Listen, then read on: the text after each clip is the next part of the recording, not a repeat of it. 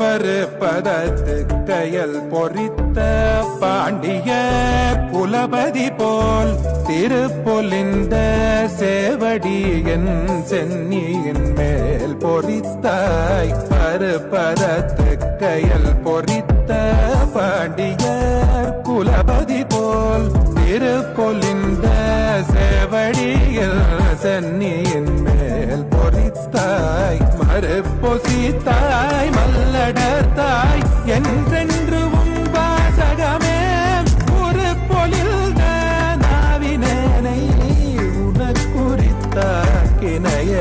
மறுப்பொசித்தாய் மல்லடர்த்தாய் என்றென்று உன் வாசகமே ஒரு பொலில் நாவினேனை உனக்குறித்தாக்கினைய.